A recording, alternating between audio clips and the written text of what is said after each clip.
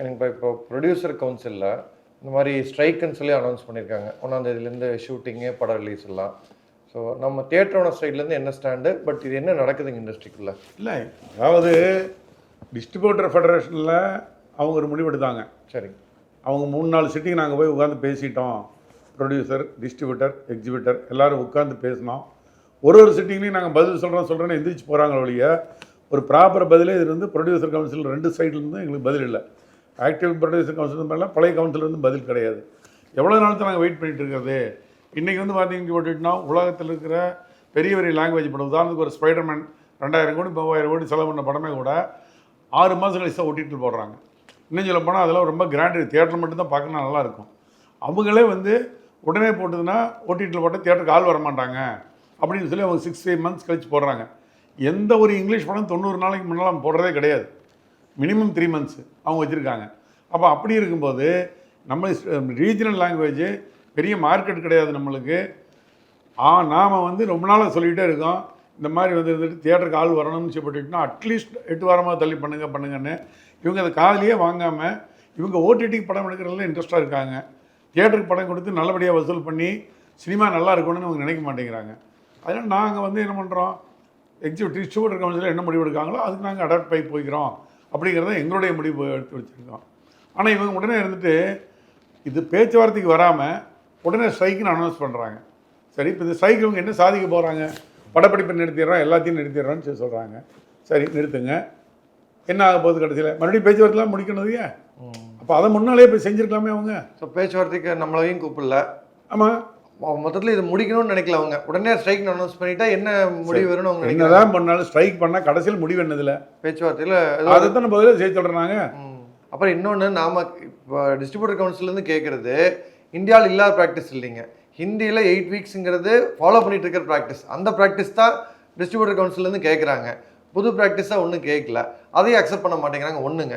இன்னொரு சைடு ஆக்சுவலாக லாஸ்ட் ஒரு 1.5 வருஷமாக படத்தோட ரிலீஸ் டேட்டை முடிவு பண்ணிட்டு இருந்தது ஓடிடி. அவங்க ஒரு விலை கொடுக்குறாங்கன்னு அவங்க ரிலீஸ் டேட்டை அவங்க தான் முடிவு பண்ணிட்டு. ஆனால் இப்போ ரீசெண்டாக சமீப காலமாக என்ன கேள்விப்படுறோன்னா, தியேட்ரிக்கலில் ப்ரைஸ் கிடைக்குதுன்னு சொல்லி ரிலீஸ் டேட்டை தியேட்ரிக்கலுக்கு தகுந்த மாதிரி மாற்ற அளவுக்கு வந்திருக்குது. ஸோ இண்டஸ்ட்ரியே ப்ரைஸ் வந்து தியேட்ரிக்கல்லேருந்து அவங்களுக்கு ரெவன்யூ வருது. ஓடிடி படம் வாங்குறது இல்லை, சின்ன படங்களில் மெஜாரிட்டி படங்கள் வாங்குறது இல்லை. இந்த பட்ஜெட்டுக்குள்ளே தான் வாங்குவோம், வருஷம் 10 படம் தான் வாங்குவோம் அப்படிங்கிற மாதிரி அவங்க ரொம்ப ரெஸ்ட்ரிக்ட் பண்ணிட்டாங்க. இப்போ கூட அவங்க வந்து அதுக்கு எதுவுமே ரெடி இல்லை, டிஸ்ட்ரிபியூட்டர் கவுன்சில் சொல்கிறத நாங்கள் ஃபாலோ பண்ணல அப்படிங்கிற மாதிரி ஸ்டாண்ட் தான் இப்பவும் எடுக்கிறாங்க. அது வந்து அதில் இன்னொரு காரணம் வேறு சொல்லியிருக்காங்க. தென்னிந்திய மொழியில் எங்கேயுமே இந்த ப்ராக்டிஸ் இல்லை அப்படின்னு சொல்லி. தென்னிந்திய மொழியில் ஒவ்வொரு எல்லா ப்ராக்டிஸும் அடாப்ட் பண்ணியிருக்காங்களா? மலையாளத்தில் பார்த்தீங்கன்னு சொல்லிட்டுனா 60% மேலே எவ்வளோ பெரிய படமாக இருந்தாலும் கொடுக்க மாட்டாங்க தியேட்டர்லேருந்து. ஓகே, மோகன்லால் மம்முட்டி 2 பேரும் சேர்ந்து நடிச்சிருந்தாலுமே மேக்ஸிமம் 60% தான். தமிழ் படங்கள் விஜய் அஜித் 6 நடிச்சிருந்தாலும் சரி 50% தான். இது மலையாளத்தில் இருக்குது. அதை இவங்க அடாப்ட் பண்ணுறாங்களா? இவங்க 70, 75, 80 வாங்குறாங்க. அப்போ அதை சொல்கிறது மலையாளத்தில் 60க்கு மேலே கொடுக்குறது இல்லை, நீங்களும் 60 கொடுங்கன்னு. அதே மாதிரி கன்னடத்தில் எடுத்துட்டீங்கன்னு சொல்லிட்டுனா மிகப்பெரிய படம் இப்போ போட்டிருக்கிற ரிலீஸ் ஆகக்கூடிய டாக்ஸிக்கு 45% தான் மல்டிப்ளெக்ஸ் ஃபஸ்ட் பிகினிங்க. எந்த ஊர்லிங்க? கன்னடத்தில். கன்னடத்தில் எல்லாமே கன்னட மொழியில் ஆல் இண்டியா மல்டிப்ளெக்ஸ் எல்லாத்துலேயும் 45, 40, 35 தான் டேர்ம்ஸ். ஓகே, 50 கிடையாது. இவங்க மினிமம் 50 வாங்குறாங்க. ஏன் அதை அடாப்ட் பண்ணுறது? அதாவது இவங்களுக்கு எது சாதகமோ அதை மட்டும் சவுத் இந்தியாவை பற்றி பேசுகிறாங்க, மற்றதை பற்றி பேசுகிறாங்க. ஏன் சவுத் இந்தியாவில் வந்து 8 வீக்ஸ் இருக்குன்னா அதை விட்டுறது? நான் என்னங்கிறேன், இவங்க சொல்கிறாங்கல்ல தென்னிந்திய மொழியில் எந்த மொழியிலையும் வந்து இந்த ப்ராக்டிஸ் இல்லைங்கிறாங்கல்ல.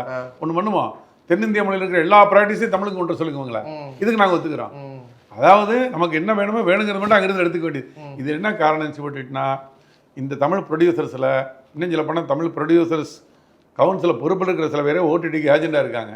ஓகே, இவங்க தான் ஓடிடிக்கு விற்கிறது வாங்குறது எல்லாம் இவங்க தான் செய்கிறாங்க. இவங்களோட எண்ணம் போகிறா ஓடிடி வளர்ச்சி தான வழிய திரையரங்களுடைய ஷேர் வர்றதை பற்றியோ ப்ரொடியூசர் நல்லா இருக்கணுங்கிற பற்றியோ கிடையாது. அதாவது தமிழ் இண்டஸ்ட்ரியோட ஃபியூச்சரை பற்றி பார்க்காம தனக்கு என்ன பெனிஃபிட் வருது, தனக்கு கமிஷன் தான் போதும். ஒன்னா படத்தை அவங்க ஒரு விலைக்கு வாங்கி ஓடிடிக்கு பெரிய விலைக்கு விற்கிறாங்க. இல்லைன்னா ஓடிடிக்கு வந்து ஒரு 10% அவங்ககிட்ட ரெவன்யூ ஷேர்ல பேசிட்டு 20% பேசிட்டு இங்க ப்ரொடியூசருக்கு 5%, 4% பேசிட்டு அதுல ஒரு 15% கமிஷன் எடுக்க தான் பாக்குறாங்க. இண்டஸ்ட்ரி ஃபியூச்சரா அவங்க யோசிக்க மாட்டேங்கிறாங்க.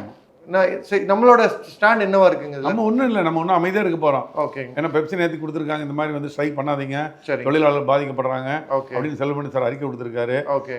கவர்மெண்ட்டுக்கு அது கண்டிப்பாக போயிருக்கோம். ஓகே. கவர்மெண்ட்டில் மீட்டிங் கூப்பிட்டாங்கன்னா கண்டிப்பாக நம்ம போய் உட்காந்து நம்மளுடைய சிரமங்களை எடுத்து சொல்லுவோம். ஓகே. இண்டஸ்ட்ரி நல்லா இருக்கிறதுக்கு என்ன வழி? உதாரணத்துக்கு டிக்கெட் ப்ரைஸ் வந்து ஃப்ளெக்சிபிள் ப்ரைஸ்னு தமிழ்நாட்டை கேட்டுட்டு இருக்காங்க அத்தனை எக்ஸிபிட்டர்களும், ஏராளமான பேர். ஆனால் இருந்தால் கூட நம்ம அசோசியேஷன் நம்ம என்ன சொல்கிறோம்னா, இல்லை இதுதான் டிக்கெட் ப்ரைஸ், இதுக்கு மேலே நம்ம வாங்க மாட்டோம்னு சொல்லிட்டு இருக்கோம். ஸோ அப்படி வந்து தொழில் நல்லா இருக்கணும் அப்படிங்கிறதுக்காக நம்மளால இருந்த முயற்சியை நம்ம எடுத்து சங்கத்தை செஞ்சுட்டு இருக்கோம். ஆனால் இவங்க வந்து இருந்துக்கிட்டு அப்படி இல்லை, எங்களுக்கு ஓடிடி தான் நல்லா இருக்கணும், தியேட்டரை பற்றி எங்களுக்கு கவலை கிடையாது அப்படிங்கிற எண்ணத்தில் ஸ்டெப் எடுத்து வைக்கிறாங்க. சரி, இவங்க வந்து அட்லீஸ்ட் இந்த இதெல்லாம் வச்சு பண்ணும்போது தமிழ் திரைப்பட தயாரிப்பாளர் சங்கத்தில் 2 சங்கம் சேர்ந்து உட்காந்து மீட்டிங் எடுத்து பண்ணுறீங்க, நீங்கள் ஒரு முடிவு எடுக்கிறீங்க. முடிவு எடுக்கும் பொழுது fourth coming producers September October release பண்ண ப்ரொடியூசர் கூப்பிட்டு உட்கார வச்சு பேசியிருந்தா கூட அவங்க சிரமத்தை சொல்லியிருப்பாங்க. அவங்க எல்லாம் எங்களை கூப்பிட்டு என்னை கூப்பிட்டு கேட்குறாங்க, சார் என்ன சார் நாங்கள் படம் போட்டோம் ரிலீஸ் பண்ணால் போடுவீங்களா சார்? நீங்கள் போடுவீங்களா? நாங்கள் சொன்னோம் கண்டிப்பாக போடுவோம், நாங்கள் இதுக்கு நிறுத்துறோம் அப்படின்னு சொல்லி. நான் கேட்டேன், என்ன சார் உங்களெல்லாம் கேட்கலையா?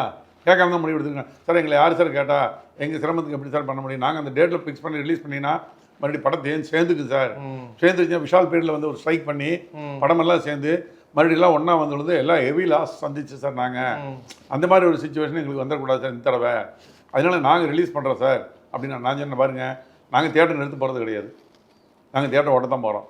லாங்குவேஜ் அது தமிழ் கிடைச்சா, மலையாளம் கிடைச்சா, தெலுங்கு கிடைச்சா, தியேட்டருக்கு படம் கிடச்சி ஜனங்க வர வரைக்கும் நாங்கள் தியேட்டர் ஓட்டுவோம். அதனால் நீங்கள் ரிலீஸ் பண்ணி தாராளமாக நாங்கள் போட்டு தர்றோம். உதாரணத்துக்கு இப்போ டாக்ஸிக்கு ரிலீஸ் ஆக போகுது, 5 நாள் நாங்கள் நிறுத்த போகிறோம்னா, நான் கட்டாயம் நிறுத்த மாட்டேன். கண்டிப்பாக அந்த படத்தை ஃபுல் ரன் போடுவோம், போட்ட வரைக்கும் ஓடுவோம். 28ஆம் தேதியோட படம் ரிலீஸ் ஆகுது.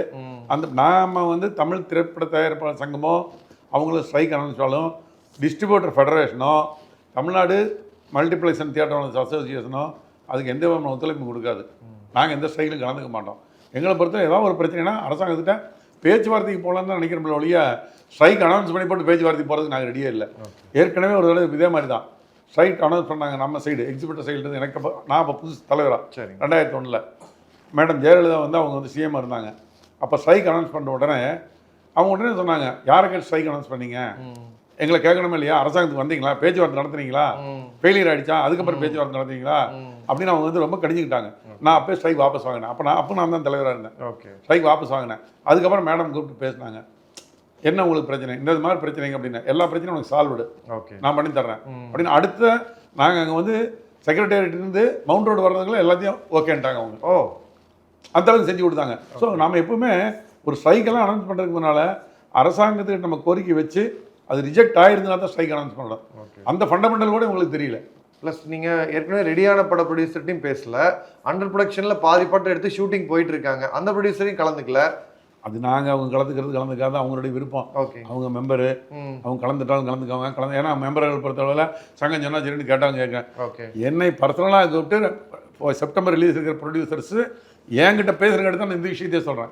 அவங்க என்னை கூப்பிட்டு, சார் நாங்கள் ரிலீஸ் பண்ணலாமா, நீங்கள் படத்தை போடுவீங்களா, ஒருவேளை படத்தை போட்டு திடீர்னு நிறுத்திட்டீங்கன்னா எங்களுக்கு பெரிய பாதிப்பு வரும் சார் சொல்றதுக்கு நாங்கள் ஸ்ட்ரைக்கில் கலந்து கொள்ளவில்லை, திரையரங்கள் நடக்கும், நாங்கள் படம் ரிலீஸ் பண்ணிங்கன்னா போடுவோம் அப்படின்னு சொல்லிட்டோம்.